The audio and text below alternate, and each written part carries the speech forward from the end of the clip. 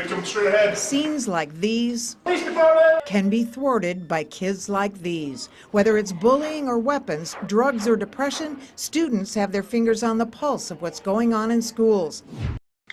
They also have their fingers on their cell phones, and that cultural phenomenon is now working in safety's favor. We do everything we can to break the wall of silence. Clay County Sergeant Steve Taylor supervises school resource deputies in the North Kansas City District. One of their missions, to make sure students know about text-to-tip. There's a number that they can text their tip to. Kids say they really do get the message because it's all over the school. So everyone walks by, they can see it, they see the number, and anybody that really needs it, they have access to it. When a text is sent, the sender's identifying information gets washed through a cell system in Utah. Then it's pushed through to the Crime Stoppers office. So you can actually, in milliseconds, have information to the appropriate people. Each school has its own code word, usually the school's mascot, like Falcon for Steele. And one big plus to texting a tip, two-way anonymous communication. If they need to communicate back, they can, but they never know who they're speaking with. KMBC 9 News has learned just so far this school year, Crime Stoppers has received an astounding 125 texted tips from schools. 4 students contemplating suicide have gotten help. 1 gun was found in a school, and a batch of marijuana-laced gummy bears were confiscated at another school.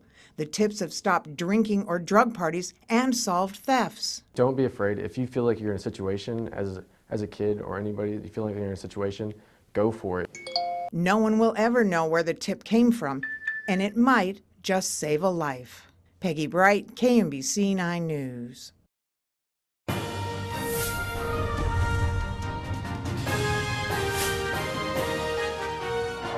And now it's time for another edition of The Money Game. Kansas Charles Koch and his brother David told other conservatives they're going to raise almost $900 million for conservative candidates in 2016. That's more than both parties. But it's not just conservatives.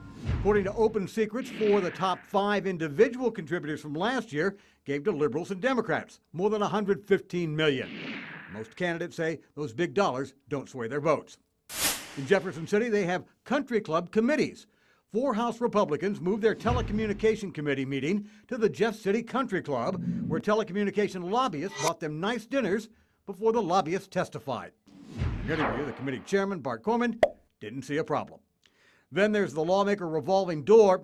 Missouri lawmakers retire and then return as lobbyists almost instantly.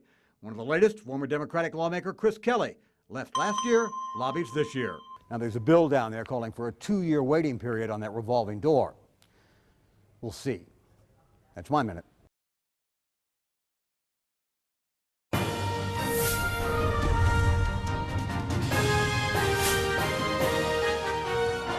According to the Missouri NATAS, state rep wants to end the practice of state emblems. Okay, the bluebird is on the official list, and so is the Missouri foxtrotter.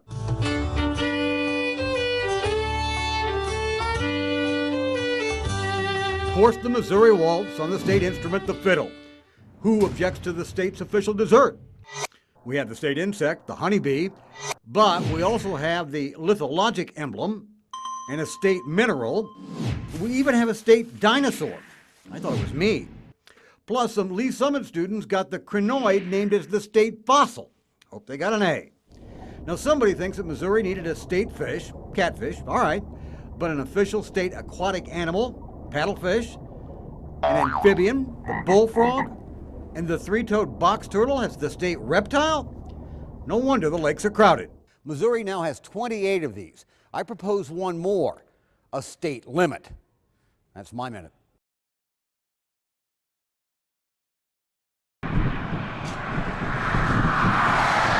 There are dark corners, there are dark curves. On a dark stretch of highway at 2 in the morning, any driver can start to feel lost.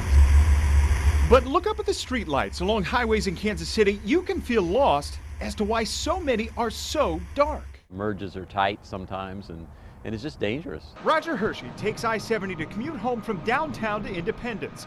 He asked MoDOT in December, why are so many streetlights out? In April, he says not much has changed. They made a reasoned judgment as to when they could complete it. MoDOT responded to Roger back then. It had a goal to get the lights back on along I-70 by January. We're constantly finding theft. But the bosses at MoDOT say crews had a tough, long winter with general maintenance. And of 6,000 streetlights in the Kansas City region, MoDOT says right now roughly 25% are out. And of that 25%, we've probably got about 12 to 15% of that due to theft. This right here, with the fuse inside it, is about $125.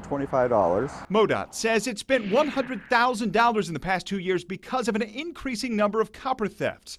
Crews have set up security cameras, but so far engineers and police have yet to find the thieves. In some situations, because of the theft, the bolts are already off the lid, so they take a crowbar, pull out the lid, pull out the wire, and it could affect up to 40 streetlights at a time. And you really see the problem at this exit ramp with up to a dozen lights off. Now another with the lights turned on. Engineers say it can be a never-ending task to try and repair the lights, yet they have a new goal. I would say within the next 90 days, our goal would be to have the majority of them back on and working. That's something Roger Hershey will hold MoDOT to, as he hopes to see better on his next drive. Basically, it's just dangerous. In Kansas City, Matt Fleener, KMBC 9 News.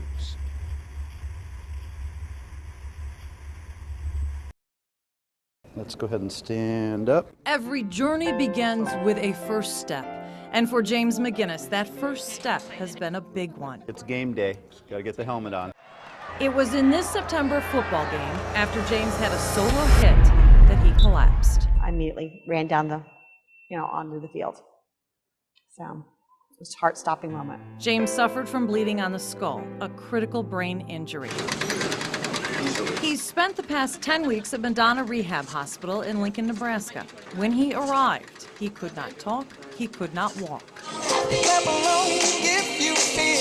But now, we caught him singing while he walks. You cherish the little moments from even back when we were, in ICU. It's like having a newborn, laying him out on a blanket and waiting for that first move. James is moving in the right direction. Support from family, friends, and his high school football team fill his hospital room. I said 25, he said let's do 30. James is playing on a second team these days, one that is rallying around his rehabilitation. He's very determined. He's always raring to go. Can you see it in the mirror? No? Yep. Okay.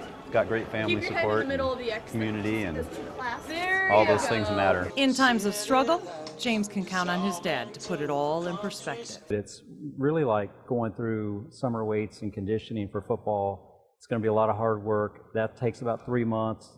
And so he approaches it very much the same way. Keep those feet apart. And while James' most fierce competitor is his injury, his playbook includes a positive attitude, belief in God, and trust in his medical team. Teamwork makes the dream work. Teamwork makes the dream work. He's truly happy about everything. Yeah, he's happy to be alive. He's happy to see his friends. He's happy to see Pat and I. It's just a beautiful thing.